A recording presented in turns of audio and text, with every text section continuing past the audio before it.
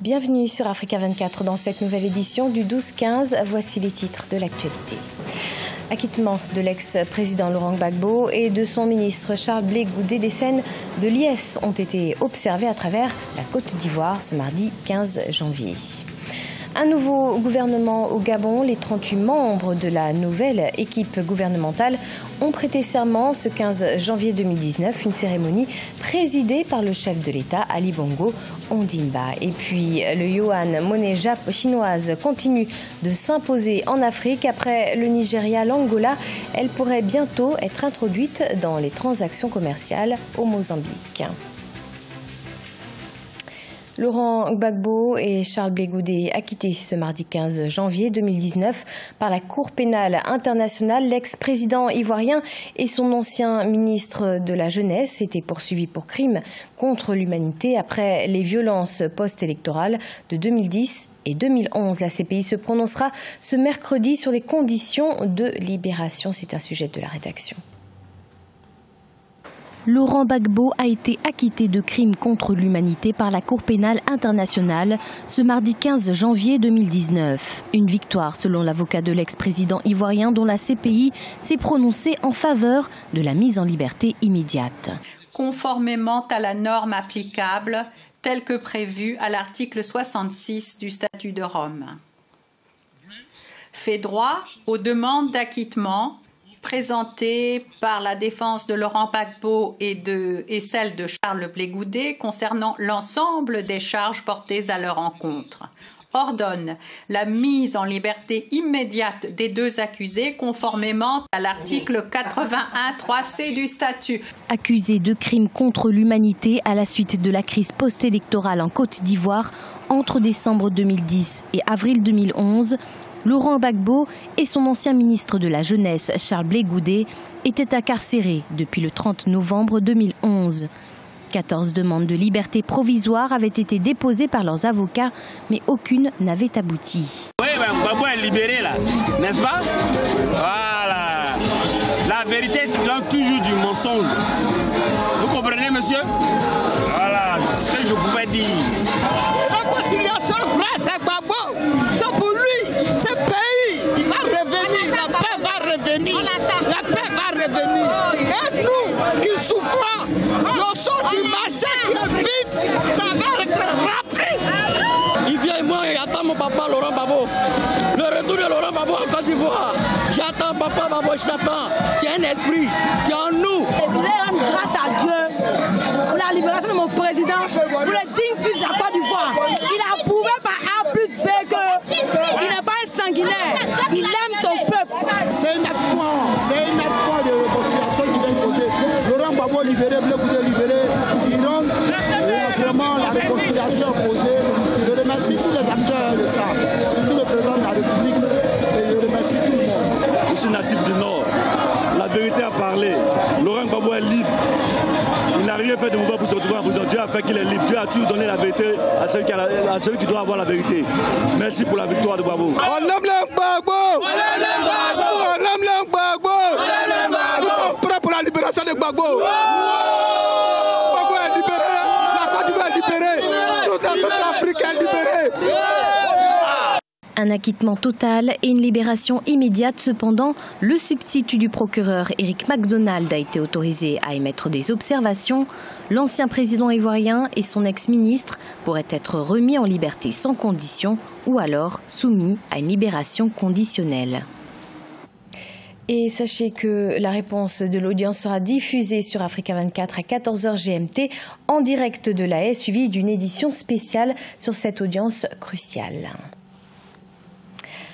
Au Gabon, le président Ali Bongo a présidé ce 15 janvier la cérémonie de prestation de serment de la nouvelle équipe gouvernementale. Une nouvelle équipe pour accompagner le chef de l'État absent du pays depuis le 24 octobre 2018. Ce retour lève de nombreuses incertitudes. Corinne Kamsefehem. Comme le prescrit la constitution gabonaise, c'est devant le chef de l'État, Ali Bongo Ondimba, que la nouvelle équipe gouvernementale a prêté serment ce 15 janvier 2019. La première apparition publique du président Ali Bongo après son discours annuel du 31 décembre 2018. Il a été absent du pays pendant plus de 2 mois et pour le nouveau Premier ministre Julien Kogué-Bekale, le retour du président Ali Bongo est un signe fort pour la préservation de la stabilité économique du pays. C'est un ouf de soulagement pour l'économie gabonaise qu'il soit parmi nous. Je demande aux opérateurs économiques d'être rassurés. Le président de la République et le Premier ministre sont aux commandes du pays. On a eu l'émotion de l'avoir parmi nous. C'est un gouvernement réduit qui a été nommé au Gabon dans la nuit du 12 janvier. Une équipe qui compte 38 ministres contre 41 précédemment. Avec 10 nouveaux entrants, de nombreux défis socio-économiques interpellent cette nouvelle équipe. Il y a trop de grèves au Gabon qui renseignent donc sur des difficultés sociales majeures. Il y a la question des routes, il y a la question des infrastructures sanitaires, les chantiers se sont accumulés. La prestation de serment du nouvel exécutif gabonais met ainsi fin au gouvernement intérimaire qui avait pris fonction à la suite de la dissolution du Parlement en avril 2018. Le retour du président Ali Bongo va certainement mettre un thème au débat relatif à la vacance du pouvoir, débat entretenu par la société civile et une partie de l'opposition après l'absence prolongée du chef de l'État. Le bilan au Kenya après l'attaque d'un commando djihadiste ce mardi 15 janvier à Nairobi, un attentat revendiqué par les Shebab, un groupe d'islamistes radicaux somaliens affiliés à Al-Qaïda. 700 civils ont été évacués, de nombreux blessés. 14 victimes ont perdu la vie selon une annonce du chef de l'État Uhuru Kenyatta.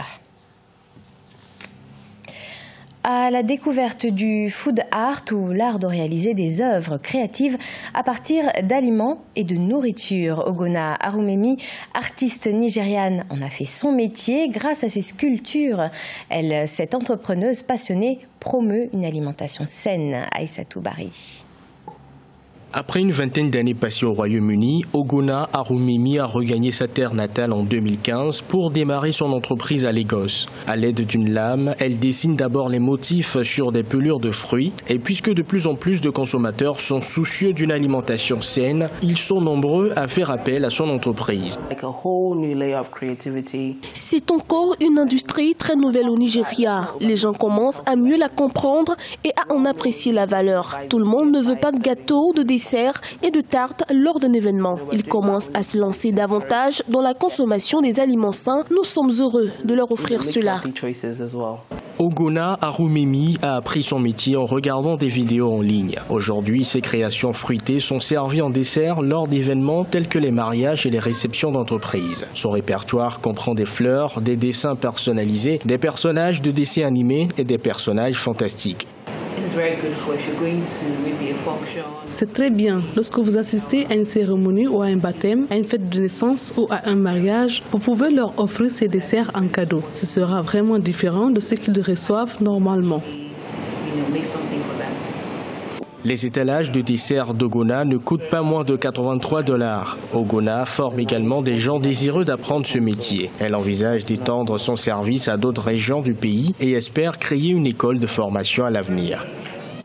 Le yuan chinois comme solution de remplacement pour les transactions commerciales au Mozambique. La Confédération des associations économiques du Mozambique a fait écho de ce sentiment après avoir reçu une délégation de la Banque nationale d'outre-mer de Macao. Cette monnaie pourrait entrer dans la liste des devises utilisées dans le pays. Explication Corinne Camdem.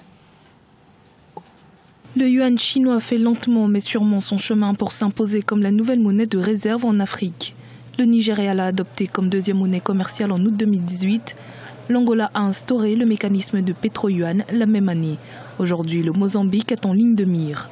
En effet, l'autorité monétaire de Macao et la Banque nationale d'outre-mer de Macao ont récemment proposé d'utiliser le yuan chinois comme solution de remplacement pour les transactions commerciales avec le Mozambique. Nous avons reçu des informations selon lesquelles il serait intéressant d'utiliser une plateforme pour une plus grande circulation de la monnaie renminbi.